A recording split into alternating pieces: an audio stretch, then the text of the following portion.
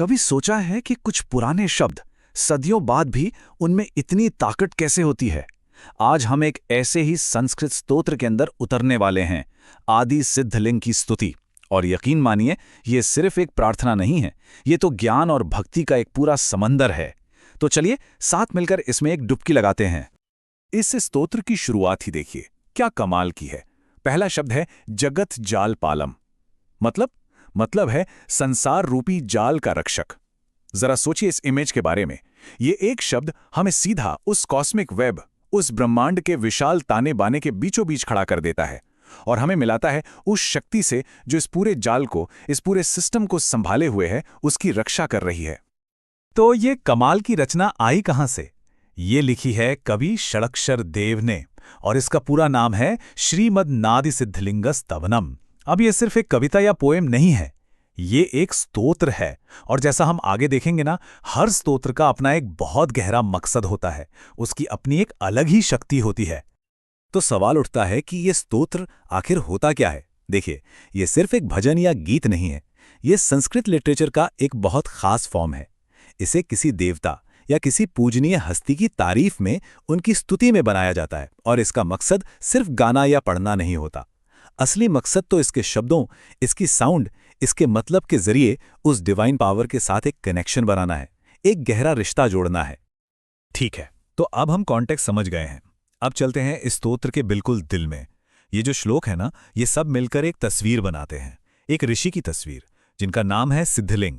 और जैसा हम देखेंगे, ये कोई सिंपल सी पोर्ट्रेट नहीं है, ये तो उनके मल्टीफैसेटेड, मतलब कई परतों वाले और यहां तक कि कॉन्ट्राडिक्टरी पर्सनालिटी का एक गजब का स्केच है। और यहीं पर यह स्तोत्र एकदम चौंका देता है। ये सिद्धलिंग के दो बिल्कुल ऑपोजिट तस्वीरें एक साथ दिखाता है।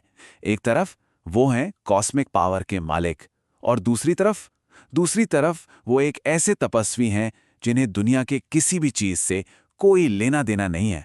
सोचिए, पावर और डिटैचमेंट का ये कॉम्बिनेशन, यही तो उन्हें इतना यूनिक बनाता है।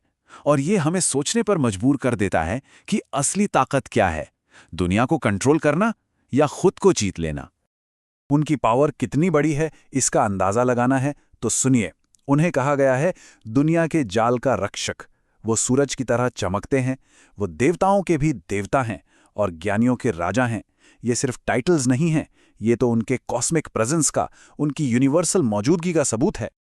और फिर इस जबरदस्त कॉस्मिक पावर के ठीक उलट हमें उनकी दूसरी साइड दिखती है, एक परफेक्ट तपस्वी की। जरा इमेजिन कीजिए, गले में रुद्राक्ष की माला है, माथे पर पवित्र भस्म लगी है। उन्होंने हर अटैचमेंट, हर पैशन, सब कुछ छोड़ दिया है, दुनिया के सारे बंधन तोड़ दिए हैं और एक नेचुरल एफर्टलेस ज्ञान की स्टेट में है। और अंदर से वो कैसे हैं, उनकी इनर स्टेट, उसे एक शब्द में बहुत ही खूबसूरती से बताया गया है, मनोवृत्ति शून्यम। इसका मतलब क्या हुआ? मतलब एक ऐसा मन जिसमें कोई लहरें नहीं उठ रही, कोई हलचल नहीं है, विचारों का कोई तूफान नहीं। वो हमेशा के लिए बेदाग और आज़ाद हैं। ये मेंटल पीस की वो स्टेट है जिसे पाने के लिए बड़े बड़े योगी सदियों तक साधना करते हैं। तो ठीक है, हमने सिद्धलिंग के इस अमेजिंग कैरेक्टर को तो समझ लिया, पर सवाल यह है कि कवि ने इस गहरे मैसेज को हम तक पहुंचाने के लिए कौन सा टूल इस्तेमाल किया है। चलिए अब इस स्तोत्र की पोइट्री की खूबसूरती को देखते हैं, जो इसे इतना पावरफुल और मेमोरेबल बनाती है। इस टेक्निक को कहते हैं टेक या इंग्लिश में रिफ्रेन। ये बिल्कुल वैसा ही है जैसे हमारे किसी फेवरेट गाने की हुक लाइन होती है ना, जो बार बार आती है और हमारे दिमाग में अटक जाती है। इसका काम सिर्फ रिदम बनाना नहीं है, बल्कि पोएम के मेन आइडिया को हमारे दिमाग में बिल्कुल पक्का कर देना है, उससे हमारे अंदर तक बैठा देना है। और इस स्तोत्र की जान, इसकी आत्मा है ये लाइन, महालिंग संगम भजे सिद्धलिंगम। मतलब ये कि मैं उन सिद्धलिंग को पूजता हूं जो महालिंग यानी परम शिव के साथ पूरी तरह एक हो चुके हैं। ये लाइन हर श्लोक के आखिर में एक पावरफुल डिक्लेरेशन की तरह आती है, बार बार हमें स्तोत्र की सबसे बड़ी सच्चाई याद दिलाती है। और ये पावरफुल लाइन एक दो बार नहीं, पूरे 8 बार रिपीट होती है। पर यह सिर्फ रेपिटेशन नहीं है, हर बार ये लाइन सिद्धलिंग की एक नई क्वालिटी बताने के बाद आती है और हर बार ये हमें घुमा फिराकर उसी फाइनल ट्रूथ पर वापस ले आती है कि वो परम शक्ति से अलग नहीं है, बल्कि उसी का रूप है। ये एक मंत्र की तरह काम करती है जो धीरे धीरे असर करती है। जैसे हर बड़े स्तोत्र में होता है, इसके आखिर में भी एक प्रॉमिस है, एक वादा। ये हमें बताता है कि जो कोई भी इस स्तुति की एनर्जी से जुड़ेगा, उसे इनाम में क्या मिलेगा। तो चलिए देखते हैं कि कवि ने हमारे लिए आखिर में क्या गिफ्ट रखा है। तो सवाल सीधा सा है, इस स्तुति को पढ़ने से होगा क्या? इसे बनाया क्यों गया है? हमें क्या मिलेगा? अच्छी बात यह है कि हमें गैस करने की जरूरत नहीं है। इसका जवाब आखिरी श्लोक में साफ साफ दिया गया है। तो आखिरी श्लोक में 3 बड़े रिवॉर्ड्स का प्रॉमिस है। पहला है अभिष्ट, यानी दिल से मांगी हुई हर सही इच्छा पूरी होगी। दूसरा है भोग, मतलब दुनिया के सारे सुख, सारे एंजॉयमेंट्स का अनुभव। और आखिर में सबसे बड़ा इनाम, मोक्ष, यानी जन्म और मृत्यु के इस साइकिल से हमेशा के लिए आजादी।